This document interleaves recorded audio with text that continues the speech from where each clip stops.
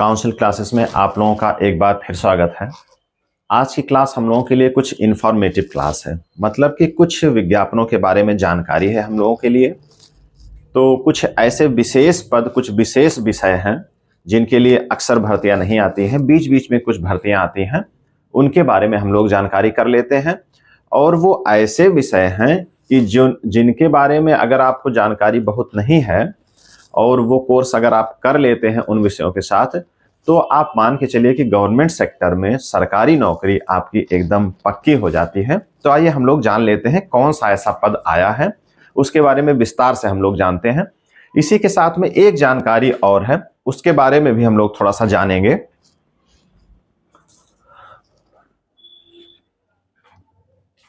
तो जैसा कि यहां लिखा है, हम लोग देख रहे हैं कि कृषि प्राविधिक सहायक एक पद आया है। कृषि प्राविधिक सहायक 2024 के नाम से भर्ती आई है। इसमें पदों की संख्या कितनी है? 3446। एक जानकारी इसकी है। दूसरी ये जानकारी है बीएड वालों के लिए, मतलब बीएड वालों का आशय ये है कि जो लोग बीएड करना चाह रहे हैं उनके लिए है कि बीएड का जो फॉर्म भरा जा रहा था उसकी अंतिम तिथि बढ़ा दी गई है। पहले उसकी अंतिम तिथि कितनी थी? 10 मार्च 2024। अब अंतिम तिथि कितनी है? 7 अप्रैल। मतलब वो 7 अप्रैल तक अपना फॉर्म भर सकते हैं बीएड करने के लिए। बुंदेलखंड विश्वविद्यालय बीएड करवा रहा है, तो बीएड करने के लिए वो जो है फॉर्म भर सकते हैं। 10 मार्च तक तो भर ही सकते थे, अब 7 अप्रैल तक भर सकते हैं। 31 मार्च तक वो बिना पेनाल्टी के साथ, मतलब कि बिना विलंब शुल्क के साथ वो अपना फॉर्म भर सकते हैं। तो ये तो बीएड से संबंधित जानकारी रही। अब बीएड के बारे में हम लोग थोड़ा सा जान लें कि बीएड करें क्यों, एक शार्ट रूप में हम लोग समझ लें कि अब उत्तर प्रदेश में खास करके प्राइमरी के लिए तो बीएड करने का कोई मतलब नहीं है। अब जब एनसीटी का वो गाइडलाइन जो 2018 का नोटिस था वो सुप्रीम कोर्ट द्वारा नलीफाई कर दिया गया है, क्वैश कर दिया गया है, तो उसके बाद पूरे देश में प्राथमिक विद्यालयों में बीएड से आपको भर्ती नहीं मिल सकती है, आप उससे नौकरी नहीं पा सकते हैं। तो अब प्राइमरी से ऊपर, मतलब upper primary, junior, LT, TGT, PGT, इन सब में अगर आप नियुक्ति चाहते हैं, इन सब में अगर आप एक पद चाहते हैं, तब आप बीएड करें। और हाल फिलहाल में अगर आप देख रहे हैं कि बिहार में जो शिक्षक भर्ती चल रही है, जूनियर के भी पद हैं वहां, टीजीटी और पीजीटी, वहां पीजीटी में भी बीएड मांगा जाता है। तो मतलब ऐसा नहीं कि अगर आपको प्राइमरी में अगर नौकरी नहीं मिलती है तो बीएड करने का कोई मतलब नहीं है, ऐसा नहीं है। इसके बाद भी प्राइमरी में नियुक्ति ना मिलने के अलावा भी आपके पास तमाम अवसर है, इसलिए आप बीएड कर सकते हैं। केवल प्राइमरी की चाहत है तब बीएड ना करें। अगर प्राइमरी के अलावा भी आपके अंदर तैयारी करने का एक मादा है, आपकी सोच है, तब आप बीएड कर सकते हैं। तो बीएड से संबंधित ये जानकारी है कि जो लोग अभी फॉर्म ना भर पाए हों वो निराश ना हो, उनके लिए अवसर है। फॉर्म भर के वो अपनी तैयारी को, अपने आप जो उन्होंने एक योजना बनाई है उसको आगे बढ़ा सकते हैं। अब आते हैं हम लोग अपने मूल टॉपिक पे कि जो कृषि प्राविधिक सहायक का पद आया है ग्रुप सी, इसमें 3446 पद है, मतलब 3446 पद है। इसका जो ग्रेड पे है वो जान लें। सबसे पहले मेरी नजर इसी पर होती है कि 2400 रुपए, 2400 रुपए इसका ग्रेड पे है, जिसका मूल वेतन कितना बनता है? मूल वेतन 25,500। मतलब अगर आज की डेट में हम लोग बात करें, कैलकुलेशन हम लोग कर लेते हैं तेजी से, कि हमने बताया है, एक वीडियो हमने बनाया है, जो लोग देख रहे हैं अगर वो सैलरी काउंट करना चाहते हैं तो हमारा एक वीडियो बना है कि वेतन कैसे निकालें, उसको आप जाकर के देख करके पूरी जानकारी आप कर सकते हैं। मूल वेतन 25,500 है। इस समय जो महंगाई भत्ता चल रहा है वो 46% है। कितना है? 46%। अब 4% बढ़ना तय हो गया है, अब वो 50 हो जाएगा। जब तक ये भर्ती अमली जामा पहनेगी, इसके अभ्यर्थी जो है वेतन पाने के हकदार होंगे, तब वो 50% डीए बढ़ चुका होगा महंगाई भत्ता। तो 25,500 को हम लोग गुणा कर लेते हैं 1.450 से।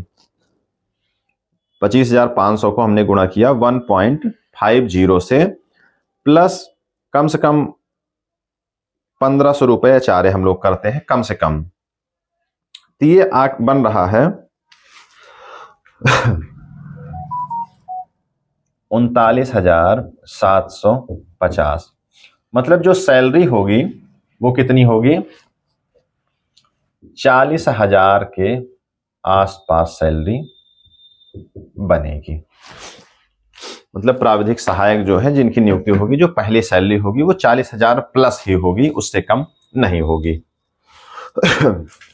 इसकी योग्यता देख लें कि जो अर्हता है वो क्या है, बीएससी एजी, बीएससी एग्रीकल्चर। मतलब कि कहने का ये है कि अगर आप एग्रीकल्चर से, कृषि से संबंधित किसी भी विषय से, किसी भी प्रकार से स्नातक हैं, बीएससी हैं, बीएससी ऑनर्स हैं, बीटेक हैं, कृषि अभियंत्रण जो कृषि टेक्नोलॉजी है उससे अगर आप बीटेक हैं,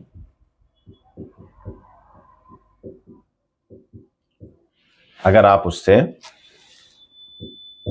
बीटेक हैं, बीएससी एजी हैं एग्रीकल्चर से, मतलब कि कहने का यह है कि कृषि विषय से आप किसी प्रकार से जो है, अगर आप बीएससी हैं, बीटेक हैं, जो भी हैं, तब आप इसमें फॉर्म भर सकते हैं। मतलब आप समझ सकते हैं कि इसमें वो भीड़ नहीं है कि केवल नॉर्मल स्नातक नहीं है ये, इसमें केवल बीएससी और बीएससी में भी केवल एग्रीकल्चर, वही इसमें फॉर्म भर सकते हैं।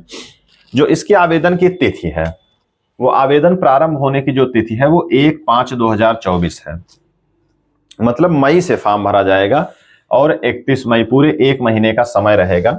अभी मार्च चल रहा है, अभी आवेदन में ही 2 महीने का समय है, तो काफी पहले ही इसका जो है विज्ञापन आ गया है। उसका कारण यह है कि अब इसके हिसाब से आप अपनी एक तैयारी कर सकते हैं। अब आप बीएससी नहीं कर सकते, लेकिन जिन्होंने बीएससी एग्रीकल्चर से किया हुआ है उनके लिए एक अच्छा अवसर है कि वो अपना यहाँ तैयारी प्रारंभ कर सकते हैं। अब ये लिया किससे जाएगा, जो ये भर्ती आई है यूपी ट्रिपल एससी से आई है। इसका जो स्कोर होगा वो पेट 2023, जो पेट होता है, पीईटी होता है, एलिजिबिलिटी टेस्ट होता है, 2023 अगर आपने दिया है पेट, तो उसका जो स्कोर होगा उसी से आपको एंट्री मिलेगी। मतलब कि मुख्य परीक्षा के लिए जो शॉर्टलिस्ट किए जाएंगे अभ्यर्थी, वो पेट 2023 के आधार पर किए जाएंगे। और नंबर उनका होना कितना चाहिए, मुख्य परीक्षा हेतु वैध संख्यात्मक स्कोर। वैध संख्यात्मक स्कोर का मतलब है कि 0 ना हो ना वो माइनस में हो, मतलब कि प्लस में संख्या होनी चाहिए। 0 से जो भी ज्यादा हो, लेकिन ना माइनस हो ना 0 हो, मतलब 0 से प्लस जो भी होगा वो इसमें आप फॉर्म भर सकते हैं। वही बच्चे मुख्य परीक्षा के लिए शॉर्टलिस्ट किए जाएंगे। लेकिन इसमें एक और पेंच है और एक इसमें जानकारी है, हालांकि वो सबके लिए नहीं है। सुप्रीम कोर्ट जो है 2019 में सुप्रीम कोर्ट ने एक फैसला दिया है। 2013 में इनकी एक भर्ती आई थी, प्राविधिक सहायकों की 2013 में भर्ती आई थी। कुछ उसमें विवाद हो गया था, बहुत उससे तह में नहीं जाना है हमको। तो उसमें 2384 अभ्यर्थियों को सुप्रीम कोर्ट के आदेश से सीधे एंट्री की जाएगी, लेटरल एंट्री। मतलब बिना किसी परीक्षा के, बिना किसी बाध्यता के, आयु में शिथिलता देते हुए इनको सीधे एंट्री दी जाएगी मुख्य परीक्षा में। तो इनसे हालांकि आपका कोई मतलब नहीं है। जो इससे जुड़े हुए अभ्यर्थी हैं उनके लिए जानकारी है कि वो स्पष्ट हो जाएं कि जिनका नाम इस 2384 में है, 2384 जो अभ्यर्थी हैं, 2013 के जो बच्चे हैं, 2013 में जो भर्ती आई थी, सुप्रीम कोर्ट का जो 2019 में आदेश आया था, उसके आलोक में इनको बिना पीईटी के और आयु में शिथिलता देते हुए सीधे मुख्य परीक्षा के लिए शॉर्टलिस्ट कर लिया जाएगा। अब आते हैं जो इसकी जो फीस है आवेदन की, वो 25 रुपए मात्र है सभी वर्गों के लिए। मतलब जनरल, ओबीसी, एससी, महिला, विकलांग, दिव्यांग जो भी हैं उनके लिए कितना है, ये 25 रुपए है। और जो मुख्य परीक्षा के लिए शॉर्टलिस्ट किए जाएंगे वो कितने गुना कराए जाएंगे, 15 गुना। कितने होंगे वो, 15 गुना बच्चे, कि इसमें जो है